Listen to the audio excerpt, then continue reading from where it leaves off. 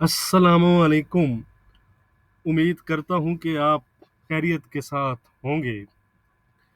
Gold की weekly forecast के साथ हाजिर हूँ।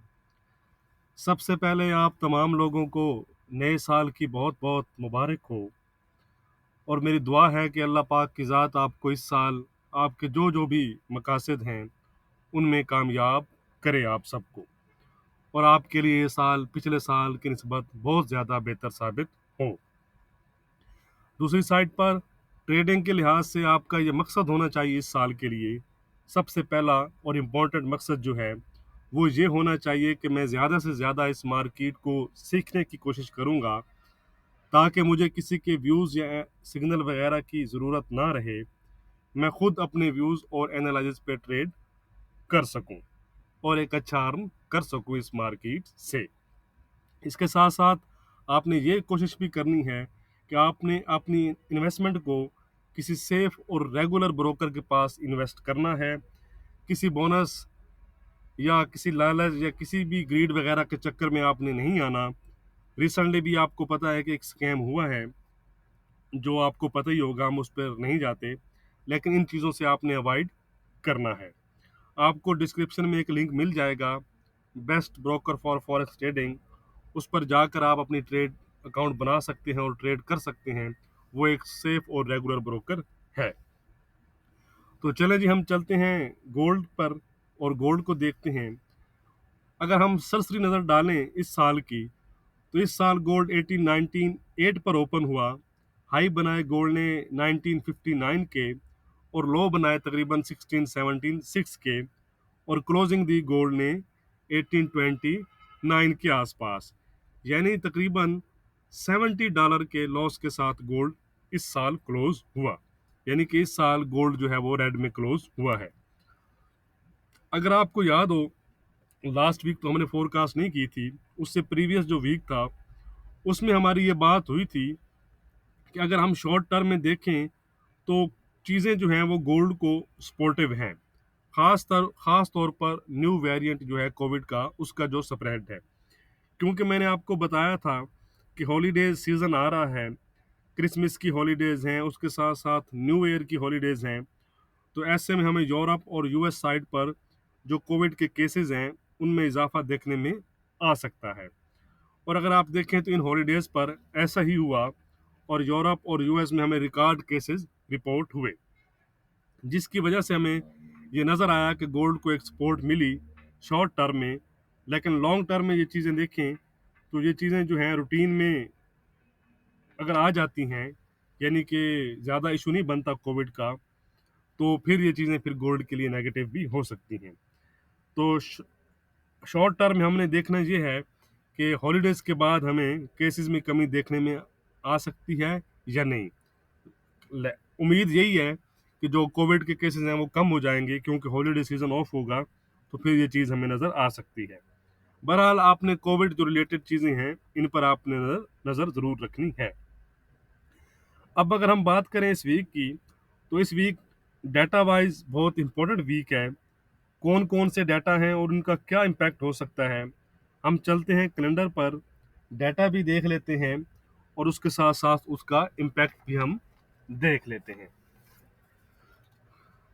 तो ये है जी कैलेंडर।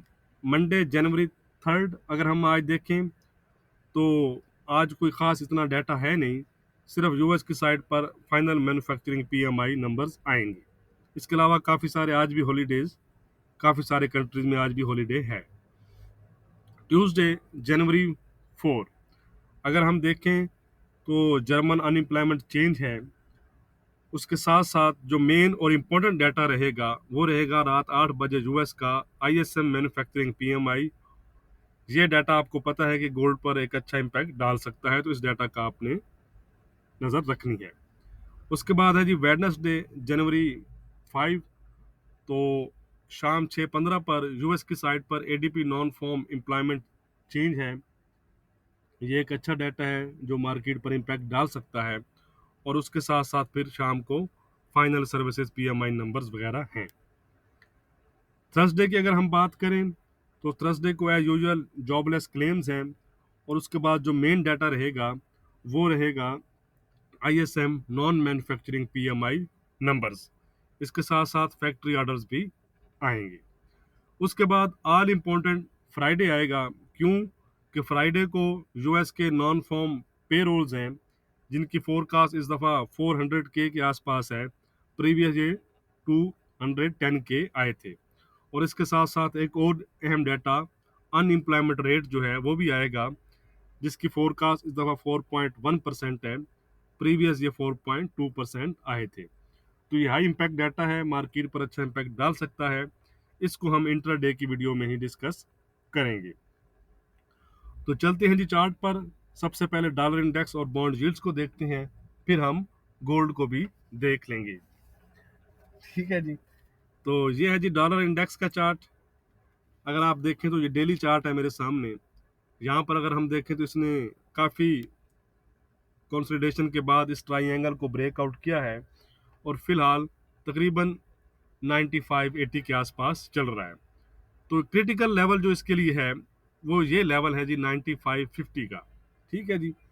ये ब्रेक नहीं होना चाहिए। अगर ये ब्रेक हुआ तो दोबारा से अपनी लॉन्ग टर्म जो सपोर्ट है 95 के आसपास हमें नज़र आ रही है फिलहाल, तो यहाँ तक फिर डॉलर इंडेक्स जा सकता है।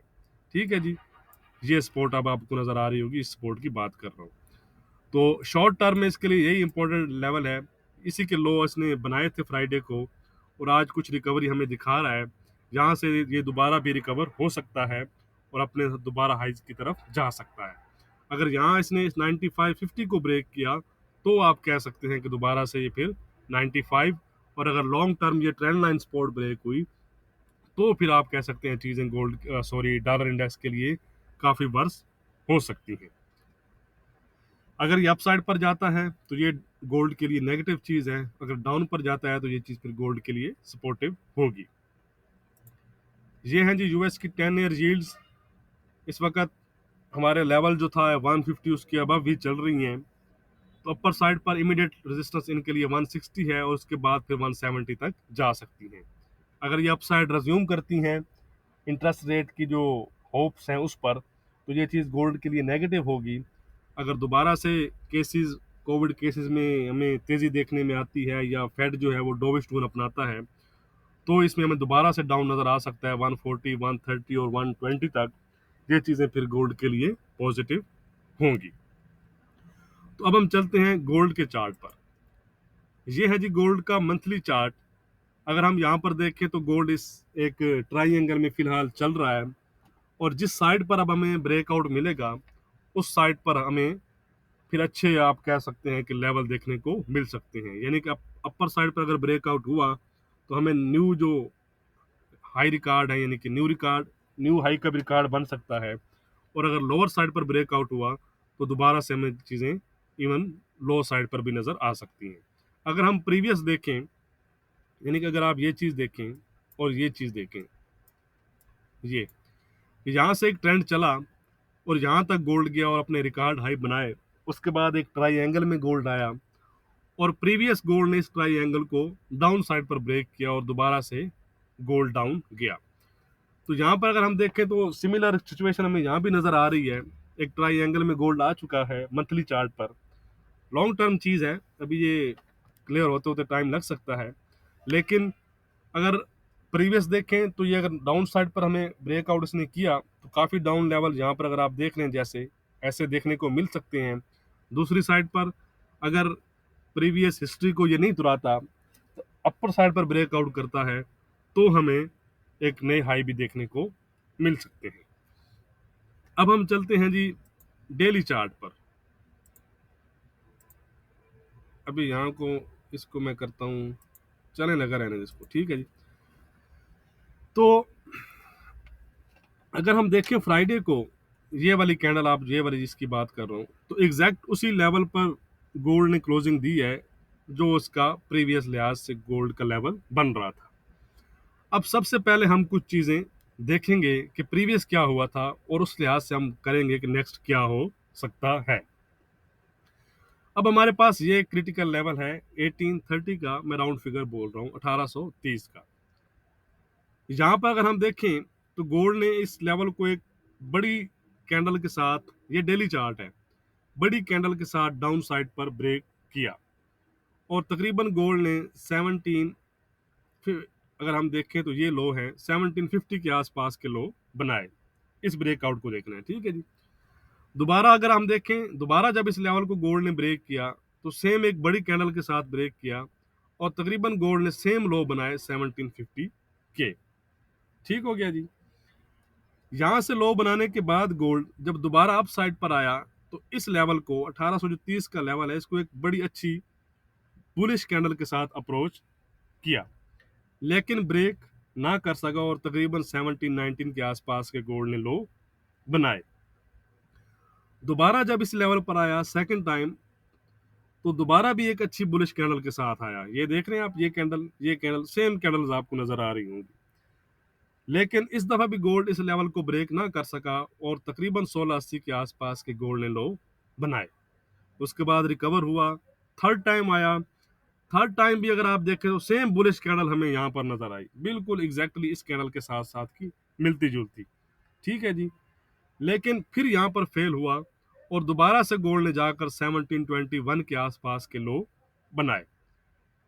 यहाँ पर गोल्ड ने जब इसको ब्रेकआउट किया इस कैंडल में तो हमें फिर हायर साइड पर लेवल नजर आए 1850 और 1870-80 के आसपास के। अब अगर हम आपने इस चीज पर गौर करना है कि ये चीज आप देखें, यहाँ पर ब्रेकआउट हुआ, यहाँ पर ब्रेकआउट हुआ। अब ब्रेक डाउन यानी कि डाउन साइड पर ब्रेकआउट ऑन करने के बाद दोबारा गोल्ड अब पहली दफा यहाँ पर आया है इस लेवल पर, इस ब्रेक डाउन के बाद। तो सिमिलरिटी हमें यहाँ पर यह नजर आ रही है कि सेम एक बड़ी बुलिश कैंडल के साथ गोल्ड दोबारा इस लेवल पर आया है। ठीक है जी।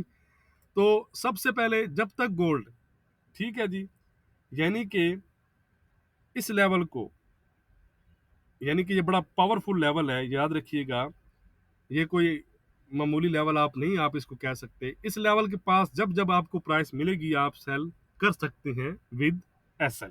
ठीक है जी। जिस तरह हमने चार्ट पर देखा कि जहां से कीमतें सेल हुई और गोल्ड काफी डाउन गया।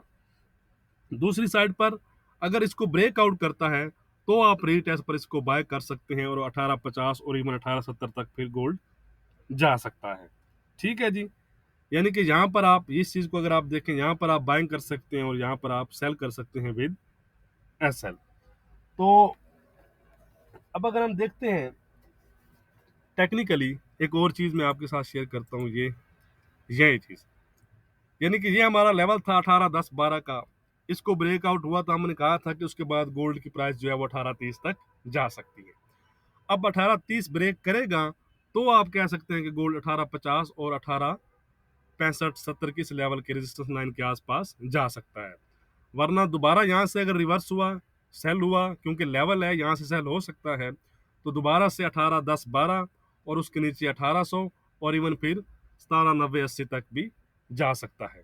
ये चीज आपको मैं आपको बड़ी वाज़ेह चार्ट पर दिखा रहा हूँ, इस चीज को आपने फॉलो करना है।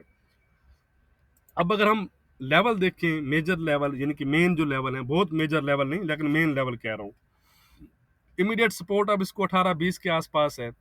18-20 ब्रेक हुई तो 18-12 18-10 तक जा सकता है।